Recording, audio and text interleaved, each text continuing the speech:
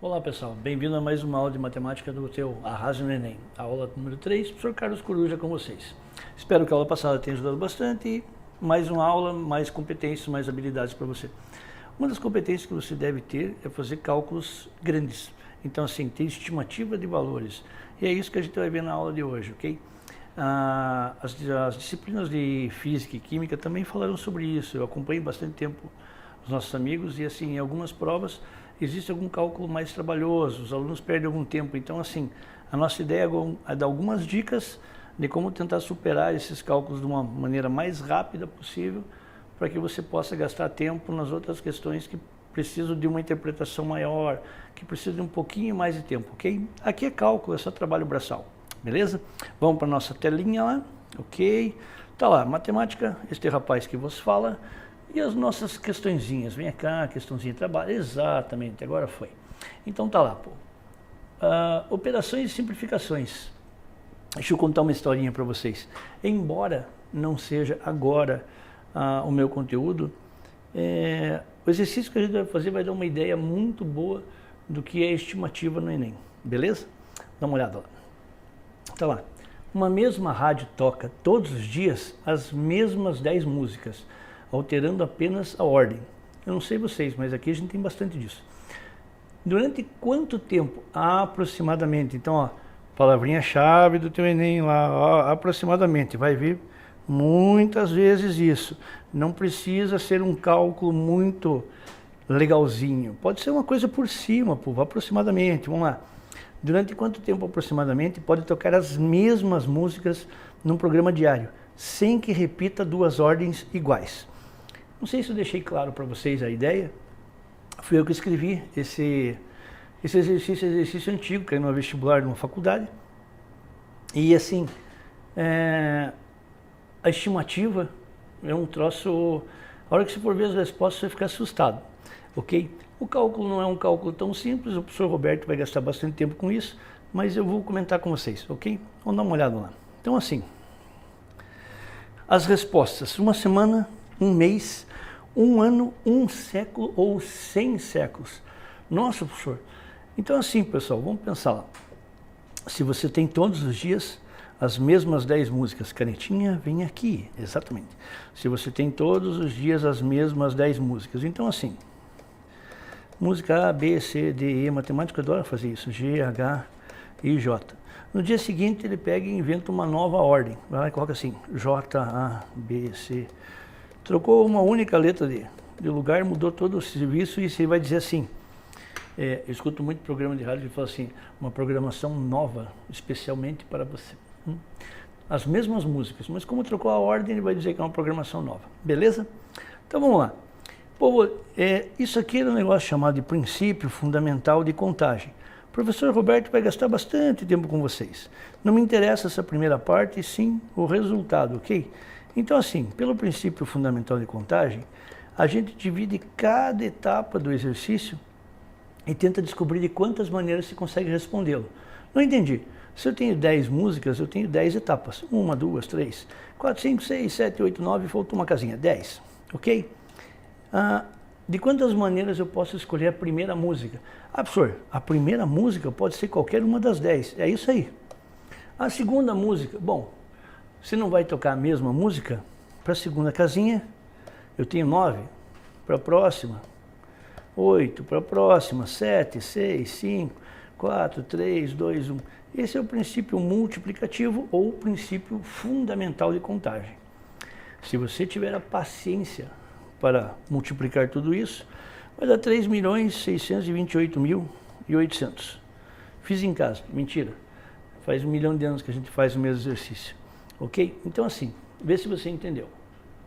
Pelo princípio multiplicativo, que você vai ver com bastante calma com o Roberto depois, eu consigo ter 3.628.800 maneiras diferentes de fazer aquela programação.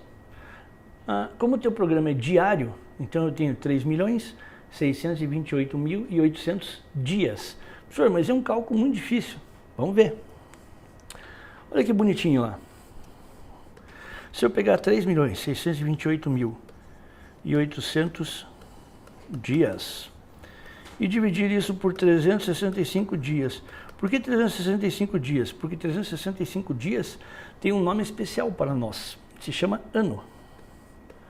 Eu vou ter a ideia de quantos anos essa pessoa passou ouvindo as mesmas músicas, achando que a programação era diferente e especial para ele. Aí vem o que me interessa. Se você for fazer esse cálculo no Enem, você vai perder 2 minutos, 3 minutos, como qualquer vestibular. E hoje o Enem é um vestibular. Todos os vestibulares nesse país computam como tempo total para você fazer uma questão e marcar o gabarito 3 minutos. Toda vez que você estiver fazendo um vestibular, no nosso caso o Enem, e passar de 3 minutos, um pedaço, uma perninha, um bracinho da outra questão vai ser deixado de lado. É uma perda e grande. Se livre do cálculo o mais rápido possível. Então assim, passou de 3 minutos, começa a ficar preocupado. Absurdo, mas tem questões rápidas? Tem questões que você vai fazer com 40 segundos, ok? E daí gasta tempo uma coisa que tenha mais trabalho. Volta para lá. Então olha lá, 3.628.800 dias. Professor, mas vamos dividir. Nossa, mas ó, 362 não dá, tem que ser 3.628 por 365. Vou te dizer que não. Quer ver que bonitinho? 362 e 365 são quase o mesmo número. Ah, professor, quase não quer dizer a mesma coisa. Olha a palavrinha mágica aqui, ó. Aproximadamente. Ah, legal, legal, legal. Então assim, se fosse exatamente o mesmo número, 362 dividido por 365 dá 1. Tá, e daí? Agora olha que legal. 1, 2, 3, 4 casas. 1, 2, 3, 4 zeros. Ah, que bacana. Então assim, estou fazendo uma estimativa.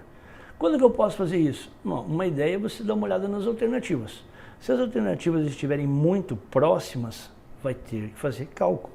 Mas dá uma olhada nas nossas alternativas, pô. Quer ver? Volta lá, volta aqui. As nossas alternativas estão assim, ó. 1 semana, 1 mês, 1 ano, 1 século ou 100 séculos. Eu acho que você percebe que elas não estão tão próximas assim. Se tivesse escrito 1 mês, 31 dias, 32 dias, até entendo, mas aqui não. Então assim, acabei de descobrir que são 10 mil anos, ok? Daí vamos dar uma olhada assim, peraí. 10 mil anos dividido por 100 anos. Por que 100 anos? Porque 100 anos é o que o pessoal normalmente chama de um século. Fácil, né? Se você dividir por 100 anos, você vai descobrir que vão dar 100 séculos. Cuidado com os exercícios de análise combinatória, porque os resultados são gigantes. Então, olha que bonitinho para aqueles seres que não gostam de matemática e não conseguem entender os resultados. Se você tiver apenas 10 músicas numa programação diária, você pode dizer que está fazendo um programa novo, apenas trocando as ordens das músicas durante 100 séculos. Ok? Questãozinha linda, e quem for chutar provavelmente não ia chutar 100 séculos, porque não dá para imaginar isso. Ok? Então dá uma olhadinha lá, a sua resposta fofa, 100 séculos. Espero que você tenha gostado. Esqueci de mudar, tá lá a sua resposta. Ah, tá aqui, ó, então. Sua resposta fofa, 100 séculos. Não adianta ficar olhando para a criatura feia que você não vai entender. Né? Beleza? Vamos para a próxima. Enem de 2004. Essa é a própria questão do Enem para você usar a tua ideia anterior ali. Essa questão muito trabalhosa para quem não tem uma perspectiva de resultado, para quem não consegue estimar o resultado, ok? Vamos dar uma olhada lá. Então assim, comprimam-se, ou seja, espremam-se, zippem. Zippem é ótimo, né? Então assim, apertem, ó, todos os 4,5 bilhões de anos de tempo geológico em um só ano. Então assim, o teu exercício começa com o tempo todo que é estimado para o nosso planetinha, para o sistema solar, para a vida no universo, sei lá mais o que, 4,5 bilhões de anos em um só ano. A geologia, a geografia faz muito disso. Você pega o tempo todo e você comprime numa coisa mais fácil de você entender. Pensar em 4,5 bilhões de anos é inimaginável. Daí você transforma aquilo ali num ano. Então assim, tal mês aconteceu isso, tal mês aconteceu isso. É o que está aqui, ok? Vamos dar uma olhada lá. Daí, nesta escala, qual escala? Transformar 4,5 bilhões de anos em um só ano. Nessa escala, as rochas mais antigas reconhecidas datam em março. Nossa, esse momento que você não me escutou, eu estava tomando água. Então assim, nessa escala as rochas mais antigas reconhecidas datam em março. O começo desses 4,5 bilhões de anos, então, se deu em 1º de janeiro. 3 meses depois, apareceram as rochas mais antigas. Os seres vivos apareceram inicialmente nos mares em maio, ou seja, 5 meses depois apareceram os primeiros seres vivos. As plantas e os animais terrestres surgiram no final de novembro. Nessa nova escala, foi isso que aconteceu. E olha que bonitinho que ele fez. Então assim, ele pegou os 4,5 milhões de anos. Aliás, não é milhões, é bilhões, professor. É 4,5 bilhões. Isso também é um negócio bacana para você ver que tem bastante no teu Enem. E aqui ele colocou assim, ó, professor, 4.500 em milhões. 4,5 bilhões vai ficar assim, 4.500, 4 milhões e 500, 4 bilhões e 500. Daí o que ele escreveu aqui é 4.500 em milhões. Ou seja, coloca mais 6 zeros e fica igual ao que estava ali embaixo, tá?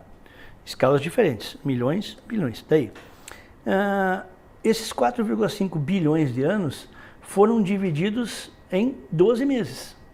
E aqui embaixo você vai ver claramente, ó, 375 milhões de anos é a duração de um mês. Como é que você sabe isso?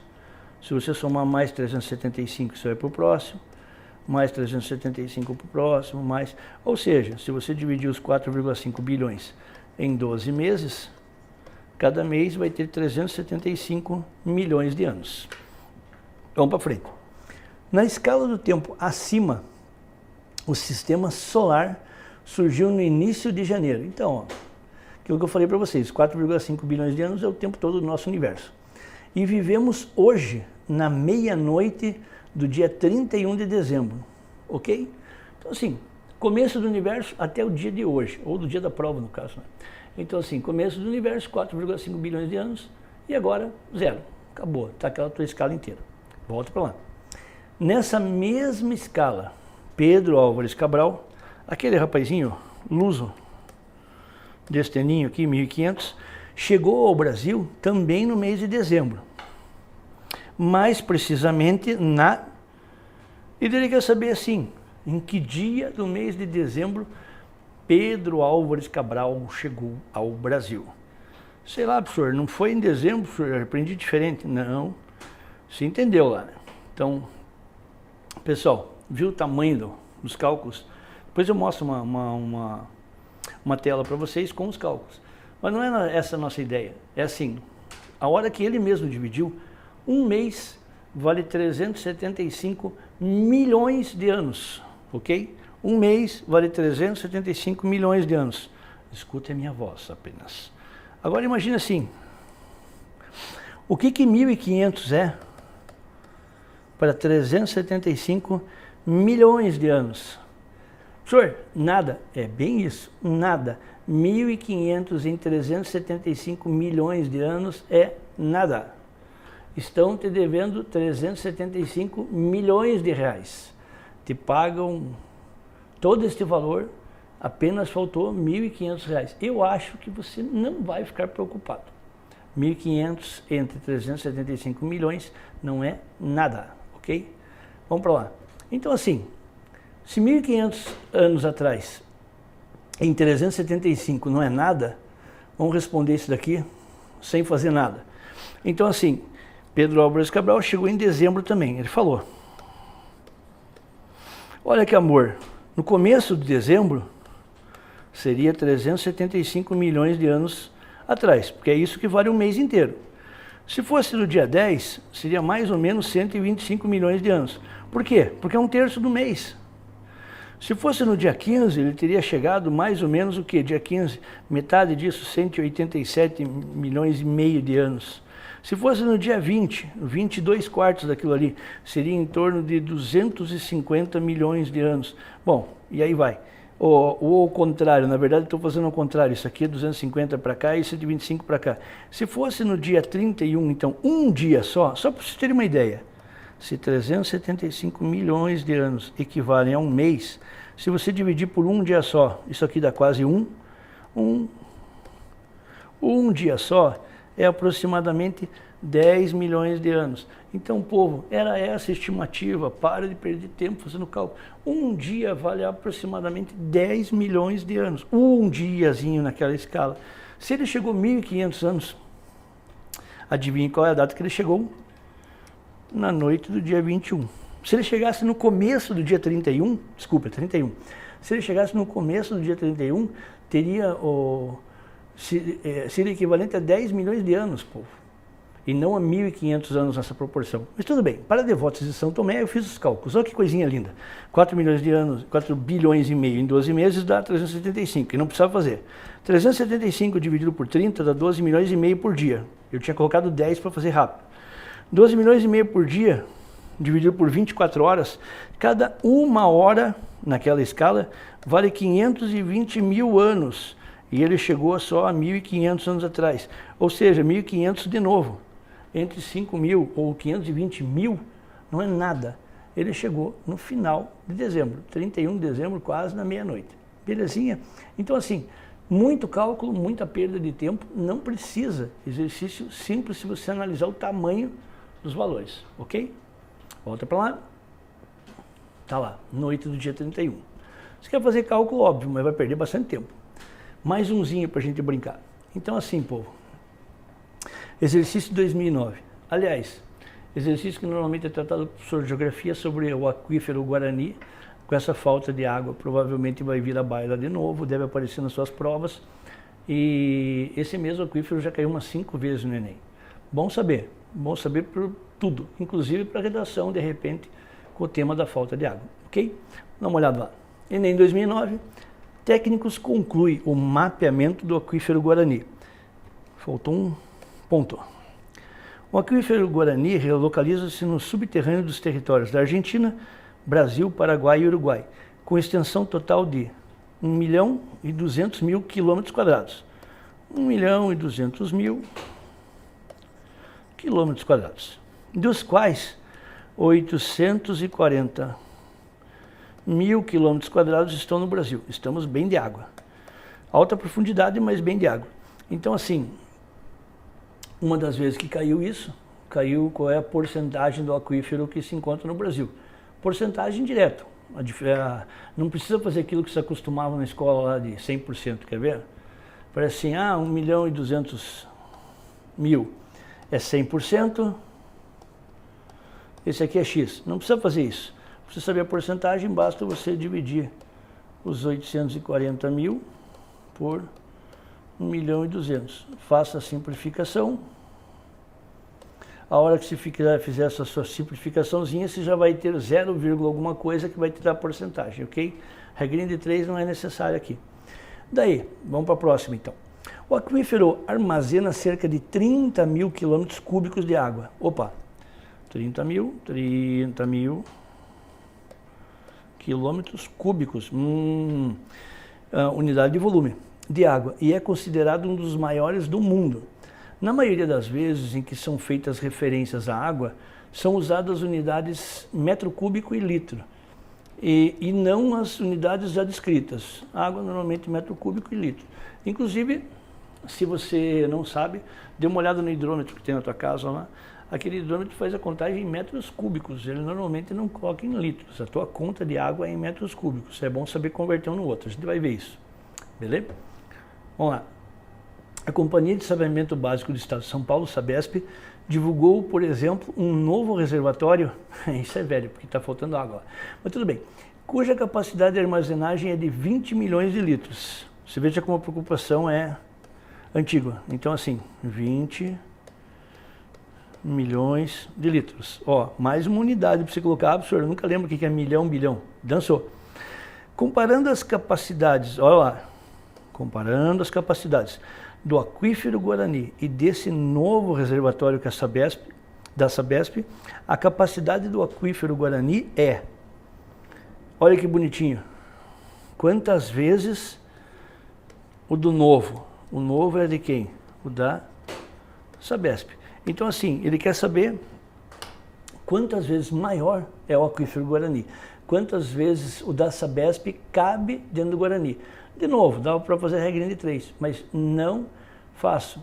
Se você quer saber quantas vezes maior ele é, você poderia fazer uma coisa assim, que também não quero que você faça, mas vamos lá. Você poderia colocar assim, o aquífero da Sabesp vezes X é igual, o aquífero não, lá a barragem, é igual a tantas vezes o Guarani. Passa dividindo, monta a equação e encontra esse valorzinho. Mas não precisa fazer assim não. Vamos apagar isso aqui e vamos brincar. Então lá, povo. Primeira coisa, conversão de unidades. A borrachinha, vamos lá. Desde a quarta série assim do ensino fundamental, isso é dado como matéria. Saiba, anote em algum lugar, você vai precisar. Ou em matemática, ou em física, ou em química. Beleza? Olha lá. O que é um decímetro cúbico, só para lembrar os nossos companheirinhos aí? Então assim, um decímetro cúbico significa um cubinho, essa é a ideia, um cubinho que tem como aresta. O que é aresta, professor? É lado, mas lado quando você está numa figura de 3 dimensões. Que tem como, o professor Burro já colocou a unidade de volume, que tem como ladinho, como aresta, um decímetro. Então imagina assim, o que é um decímetro, professor? Vou traduzir na língua de gente. 10 centímetros, 10 centímetros. Se você pegar um cubo que tenha 10 centímetros de aresta, de ladinho, 10 por 10 por 10, aqui dentro dessa coisa cabe 1 litro. E esse litro tem como massa 1 quilograma. Ah, que legal. Então assim, se você pegar um cubinho de 10 por 10 por 10 centímetros, 1 decímetro cúbico é o volume dele, que tem como capacidade 1 litro e que tem como massa 1 quilograma. Apagaremos, apagaremos, apagaremos. Daí, existem conversões, eu já brinco com uma conversão com vocês ali. Mas assim, é bom saber um outro. Se você pega um cubinho de 1 metro cúbico, que bicho é isso? Isso aqui podia acontecer dentro das casas, só não tem caixa d'água assim, porque senão o teto tem que ser muito alto. Se você pegar um cubo de 1 metro, por 1 metro, por 1 metro, o comprimento e a largura não tem problema. Agora, imagine algumas casas que você tem um cubo de 1 metro na caixa d'água. Um troço gigante, o teto tem que ficar muito alto, tá? Daí, vamos dar uma olhada lá. Esse 1 metro cúbico, ou seja, um cubo de arestas 1 metro, tem como capacidade 1000 litros. Dentro desse cubinho cabem 1000 litros de água, ok? E esses 1000 litros de água tem como massa 1000 quilogramas. Então assim, essas duas unidades é legal você saber. Ah, professor, eu decorei uma só e sei converter. Tá ótimo. Mas assim, é bacaninha, parece. Vamos lá. Olha o que eu fiz com vocês aqui, só para vocês lembrarem.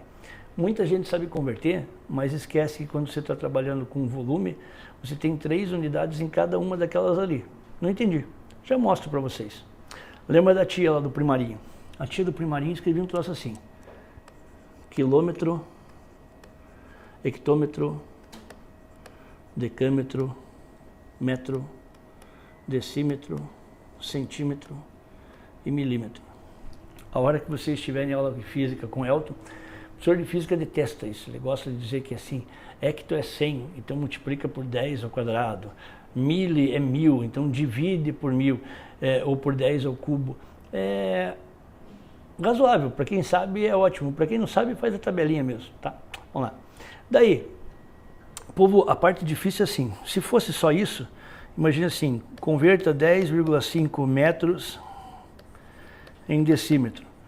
O número que está aqui na vírgula vai ficar na casa que está aqui. Então ficaria assim, 10,5 em decímetro, basta andar uma casa, ficaria assim, 105 decímetros. Isso é fácil. A maldade é o seguinte, muita gente não sabe ou esquece que quando você está convertendo volumes, você tem 3 unidades em cada casa. Então assim, imagine 2.500 metros cúbicos e vá converter isso aqui em hectômetro cúbico. Quilômetro cúbico, hectômetro cúbico, decâmetro, metro, decímetro, centímetro e milímetro. Nós temos 3 unidades em cada casa. Por isso que eu fiz esse quadrinho ali com 3, não sei se dá para enxergar. Então a hora que você for fazer 2.500, não tem vírgula, professor. A vírgula está na última casa. Isso aqui fica assim, 0, 5, 0, 0, e o 2 passa para o próximo. É isso daí? Então assim, 2.500 não são 4 casas. 3 delas ficam numa mesma unidade, povo, cuidado com isso. Então, metro cúbico, decímetro cúbico, cada uma dessas unidades é dividido, é tripartida, é dividido em 3 partes, ok? Então, assim, 2.500 metros cúbicos em hectômetros, você completaria isso daqui, até a primeira casa, ficaria 0,002500, ok? Espero que tenha ajudado. Agora vamos para o nosso exercício, né? Então tá lá. Olha que bonitinho. Esse 30.000 quilômetros cúbicos de água, vamos dar uma olhada lá que eu já esqueci depois de tanta conversa. Ele fala assim que o aquífero tem cerca de 30.000 quilômetros cúbicos de água, ok? E que a barragem, o novo reservatório, tem 20 milhões de litros. Então assim, o aquífero tem 30.000 quilômetros cúbicos de água, aquífero, e a barragem tem 20 milhões de litros. Se você transformar na mesma coisa, tá valendo. O que eu falei para vocês? 1 metro cúbico tem 1.000 litros. Então assim, se você transformar em metro cúbico, basta você multiplicar para 1.000 para litros. Belezinha? Vamos dar uma olhada lá. 30.000 quilômetros cúbicos. Ah, professor, eu vou passar naquela outra tela tua lá. É isso aí, quer ver? Então assim, ó. 30.000 quilômetros cúbicos para metro cúbico. 30.000 quilômetros cúbicos ficaria assim. 30.000 quilômetros cúbicos. A última casa na última casinha da unidade. Para metros cúbicos, mais 3 zeros, mais 3 zeros, mais 3 zeros. E pararia aqui. Então ficaria assim, 3, 6, 9, 12 zeros e mais o 30. Então olha que amor, essa coisa ficaria assim. 30, 3, 6, 9, 12 zeros litros. Ah, daí, a capacidade do reservatório, 20 milhões de litros. Você pode perceber que no resultado não tem unidade. Por que não tem unidade? Porque você está transformando na mesma unidade e vai simplificar. Toda vez que você tem uma razão que não tem unidade, foi passado para a mesma coisa, ok? Vamos lá. Daí, corta os litros, por isso que não tem unidade. Corta o zerinho daqui com o zerinho daqui. 3 aqui com 3 aqui, 3 aqui com 3 aqui. Quando você for dividir isso daqui, 3 dividido por 2 vai ficar 1,5. Olha o que sobrou aqui. Vezes 10, 6 zeros, 10 a sexta. Ok? Vamos dar uma olhadinha lá. Ô, professor, mas aqui está 1,5 vezes 10 a nova. Não, pera aí, então assim, 30.000 quilômetros cúbicos de água, com 20 milhões de litros de água. Vamos ver se eu copiei as unidades certas lá. 20 milhões de litros de água, 20 milhões de litros de água está aqui. O que tinha antes? 30.000 quilômetros cúbicos. 30.000 quilômetros cúbicos, vamos ver na nossa tabelinha. 30.000 quilômetros, hectômetros. Ah, mas eu esqueci uma coisa muito importante. Qual coisa muito importante, professor? É que é o seguinte, isso aqui é em metros cúbicos. Lembra que a gente falou agora há pouco? Assim, vocês não podem cometer esse erro que eu fiz. Eu tenho que ficar voltando telinha. Cada 1 metro cúbico vale 1.000 litros. Ah, professor, a hora que você passou para metro cúbico, apareceram aqueles 12 zeros e mais o outro. E a hora que você passar para litro, mais 3 zeros. Então assim, ó, dá uma olhada lá. Isso aqui é de metros cúbicos. A hora que você passar para litro, tem que multiplicar por 1.000. Então, na verdade, tem mais 3 zeros com esses 6 que sobraram. 10 a nona, a avózinha italiana. Então, olha que bonitinho. 1,5 vezes 10 a nona. Isso aqui de vez em quando acontece. No tablet tem que voltar aí e não tem nada escrito do lado. Mas você não pode perder esse tipo de ponto de bobeira, ok? Então, assim, muita conversão, simplificação. Se você não lembrasse aquilo que a tia passava no prazinho lá, que 1 quilômetro cúbico, 1 metro cúbico, 1 decímetro cúbico, a transformação e quanto vale cada um, era um exercício perdido e bastante simples, ok? Vamos para a resposta lá agora, que agora está certinho. Então lá, 1,5 vezes 10 a nona vezes a capacidade do reservatório novo. Então assim, não precisou fazer a regrinha de 3, ok? Então assim, povo, espero, vamos ver, tá lá, não, isso aqui nós começamos na próxima vez. Vamos deixar isso aqui. Povo, espero que tenha ajudado vocês, espero que vocês tenham aprendido a simplificar mais alguma coisa. Cálculos de estimativa, cálculos bastante grandes. Faça com calma, eu acho que vale a pena na questão. E as simplificações que a gente fez acabou ficando bastante rápido. Beleza? Obrigado e espero vocês na outra aula, ok? Tchau, tchau.